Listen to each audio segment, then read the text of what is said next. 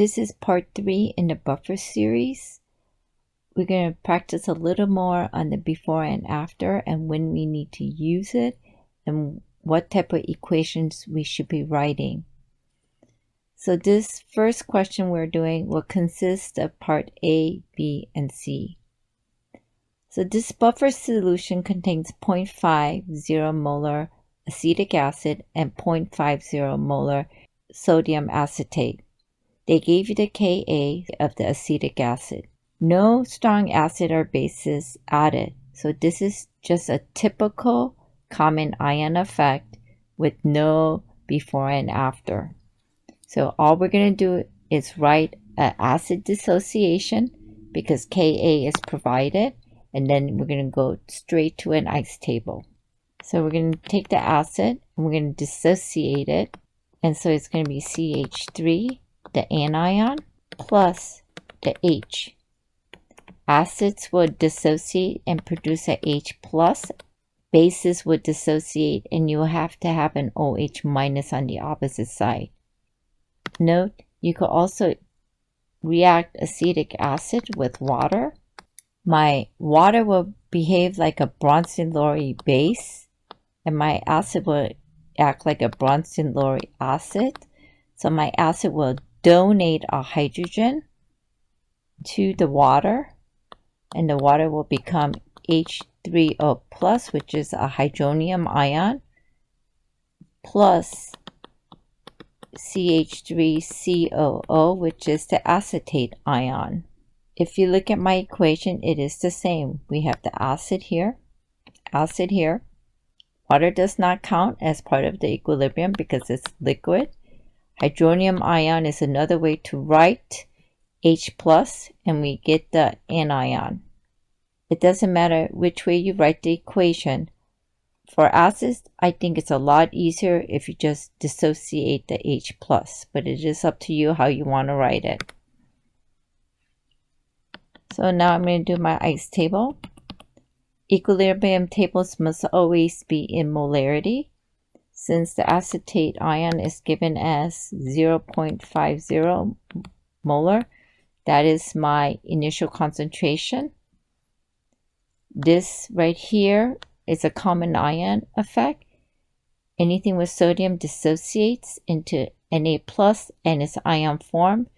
So my acetate ion is also 0.50 molar. I have no H plus present, so that is going to be 0.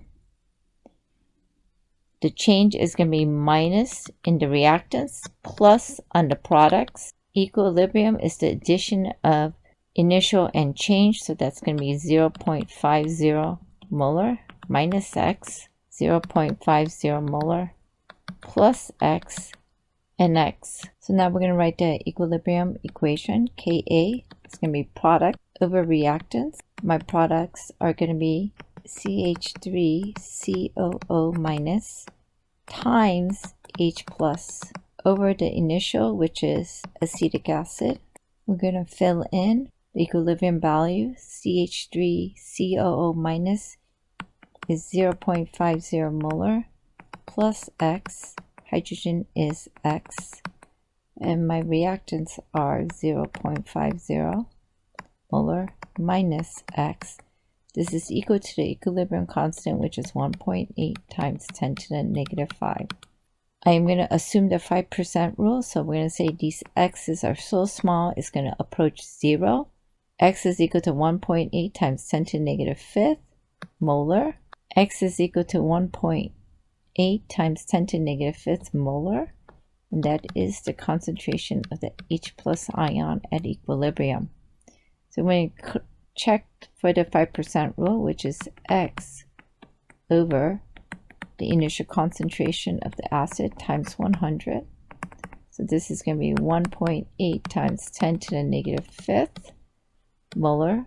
Initial concentration of the acid was 0.50 molar times 100. This equals to 3.6 times 10 to the negative 3, which is less than 5%. So I could cross off the x's. This reaction is, the 5% assumption is valid here. They want the pH, so pH is going to equal to negative log of the H plus concentration. So this is negative log of 1.8 times 10 to the negative 5th molar, and this gives you a pH of 4.74. There's 2 sig figs here and 2 sig figs. pH, the significant digit starts after the decimal. This is part B, which is a continuation from the previous problem. We are now adding 0.020 moles of a solid NaOH. Whenever I add a strong acid or a strong base to a buffer solution, I must do a BCA table to find the limiting reactant. We need to figure out how many moles of the acid or the base was neutralized. To write a BCA table, the reaction is always an acid plus base yields salt and water. The acid in this buffer solution is the acetic acid. The base in the solution is going to be the added NaOH. This is a double replacement reaction. Since acetic acid is written in this format with the H in the back, the H in the back will replace the Na. So this is a double replacement reaction. My salt is going to be sodium acetate, and I produce water. Simplify this even more. Acetic acid doesn't dissociate because it's a weak acid. Strong acids and bases break apart. NaOH is a strong base, so this is Na plus OH minus. Anything with sodium breaks down. So this becomes CH3COO, becomes CH3COO minus and Na plus. And the water doesn't dissociate because it's in liquid form. So the sodiums cancel out. Clean up my equation a little bit. So my weak acids don't break down. My sodium ion canceled out on both sides. So I only have hydroxide ion, which is also aqueous. And then I have the acetate ion. And then I have water because this is in liquid form. Everything else is aqueous. So this is my equation for the BCA table. You always start with an acid and a base, and you have a salt and water. You could cancel out any ions that are spectators. So now I'm going to set up my BCA table. The BCA table must be in moles because it's a neutralization reaction. I need to calculate the moles of acetic acid and the moles of sodium acetate. I started with 1 liter. Diagonal units have to be the same. So there's 1 liter to 0.50 moles of acetic acid. So we have 0.50 moles of acetic acid. I also started with 1 liter. Diagonal units have to be the same. So it's going to be 1 liter. It's 0.50 moles sodium acetate. And since we want the acetate ion, diagonal units are going to be the same. For every 1 mole of CH3COO Na, there's 1 mole of acetate ion. So this equals to 0.50 moles of acetate ion. So I'm going to fill the BCA table. Before is the initial concentration of everything before neutralization. The acetic acid, we started with 0.50 moles. The OH minus, remember, was given here as 0.020 moles. The acetate ion, we calculated as 0.50 moles. Water started with 0, but it doesn't matter because liquids are not part of the equilibrium equation. So you could just cancel it out. After we write the before, we figure out which is the limit. The smallest number is OH minus. Since OH minus is on the reactant side, we subtract on the reactant side and we add on the product side. So we're going to subtract 0.020 moles, subtract 0.020 moles, and then add on the product side. The after is the addition of BC. So when I add BC for the acetic acid, this becomes 0.48 moles. There's no more OH minus. That was my limit. It's 0.52 moles. The OH minus added in this reaction was neutralized by the acetic acid. After I complete the BCA table, since my acid is still present, and that's how I started the buffer solution with a Ka, my equilibrium equation is going to start with the dissociation of the acid. However, if there is no acid present and only my acetate ion or my conjugate base is present, my equilibrium equation must start with the conjugate. So dissociation of the acid is CH3COOH breaks down into CH3COO minus plus H plus, and these are all AQs. My ice table is ICE. My initial concentration that I use for the ice table, one, it must be in molar, and it must come from the BCA table. Since the volume did not change here, I'm going to start with 0.48 moles per 1 liter because that was the solution's volume.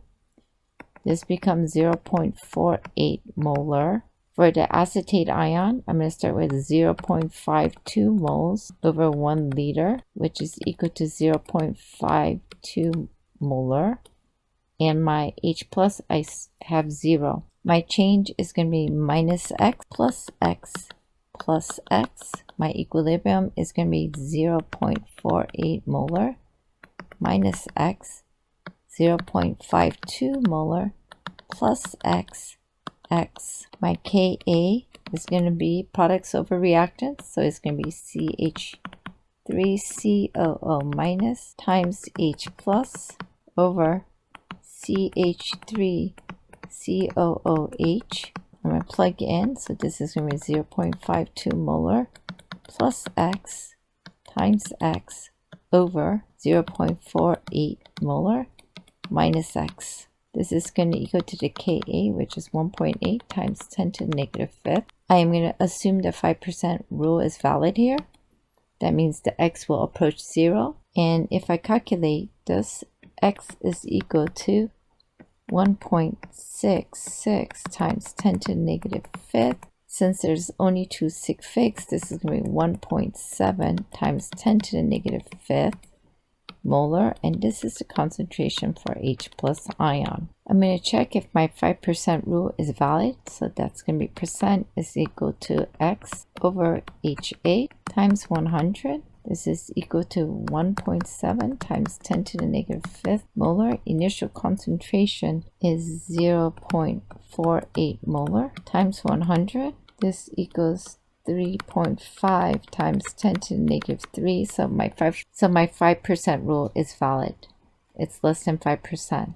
They want to calculate the pH. So pH is equal to negative log H plus. This is equal to negative log 1.7 times 10 to the negative fifth. So pH is 4.77. Calculating part 1, we found that the pH is equal to 4.74. Adding the strong base did not change the pH that much, and that is the purpose of the buffer solution, to minimize the change in pH. After adding 0.02 moles of HCl to 1 liter of buffer solution, this is a continuation from the previous 2 problem. Since a strong acid is added, we know we have to write a neutralization reaction and do a BCA table.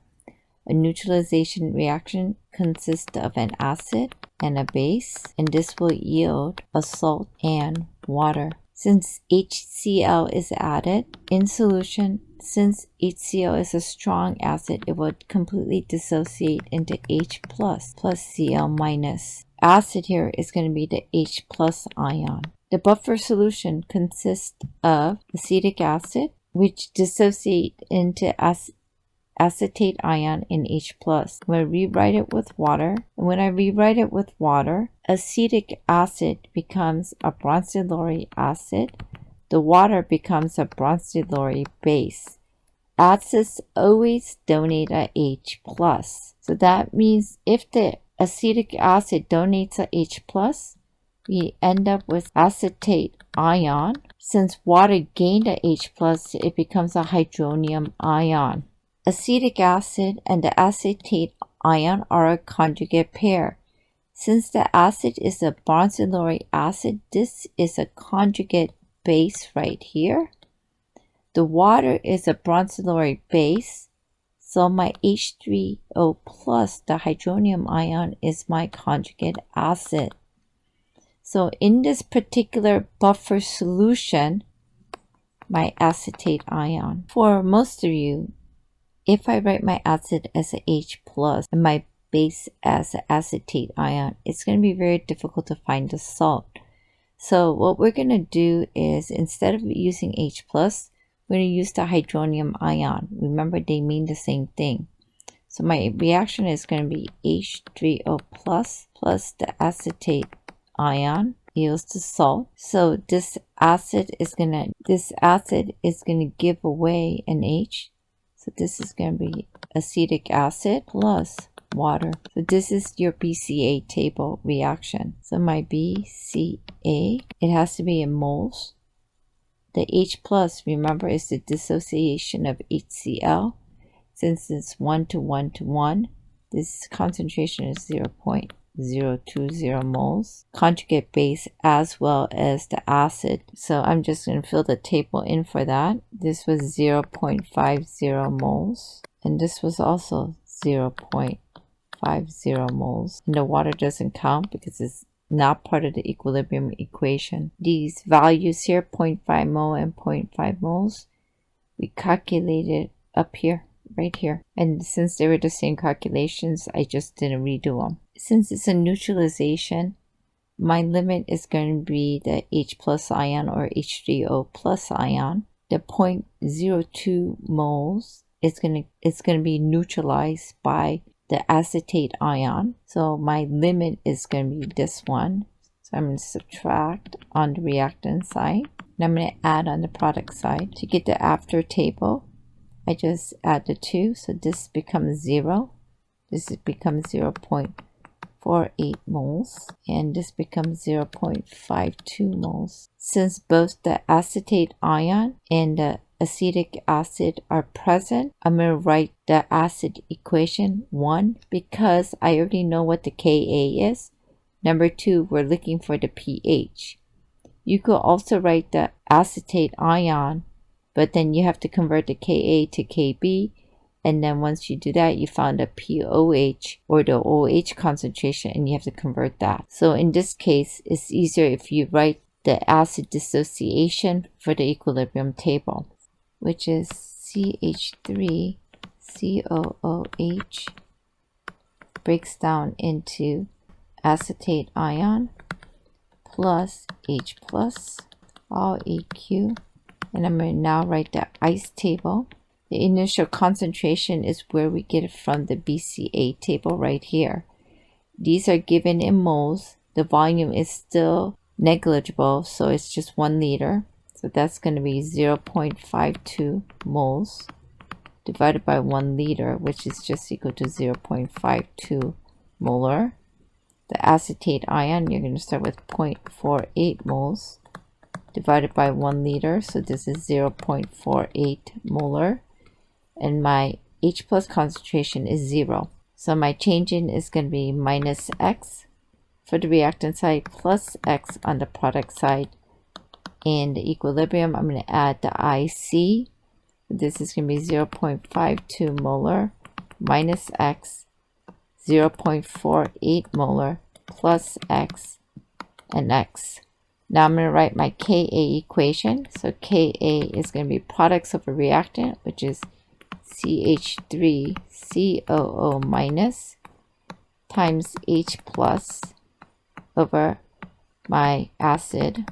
Now I'm going to plug into my equation. So this is going to be 0.48 molar plus X times X divided by 0.52 molar minus X. This is equal to 1.8 times 10 to the negative fifth, which is the Ka of the acid. I am going to assume the 5% rule here, because if you notice in part A and B, much less than 1%. So I'm going to assume it's 5%, and so the x's are going to approach 0. If I calculate it, x equals to 2.0 times 10 to the negative fifth molar. This is my H plus concentration. And if you want, you could still check the 5%, but since the previous A and B also was way less than 1%, this one is also going to be less than 5%. So to find the pH is going to be negative log of H plus, which is negative log of 2.0 times 10 to the negative fifth molar. If I calculate it, this becomes 4.70. Correct sig figs. Sig figs starts after the decimal. My buffer solution works because in part A, when no acid or base was added, my buffer was 4.74, and if you notice, there's very little difference. So biggest thing about buffer is, one, it's a common ion effect or regular equilibrium equation when no strong acid or base is added. When a strong acid and base is added, you need to do one extra step, that is the BCA table, to see how many moles of the added acid or base is neutralized. Once you figure out the limit, you use the after information to fill in the ICE table. So for buffer solutions, the greater the concentration of the buffer components, that means the weak acid and its conjugate or the weak base and its conjugate, greater is the capacity to resist the pH change. The closer the component concentration to each other, the greater the buffer capacity. So if we have 0.2 and 0.9, the buffer is not going to work as well versus if it's 0.2 and 0.2 or 0.2 and 0.25. And last, the ratio of the concentration, the closer it is to 1, the more effective the buffer solution is.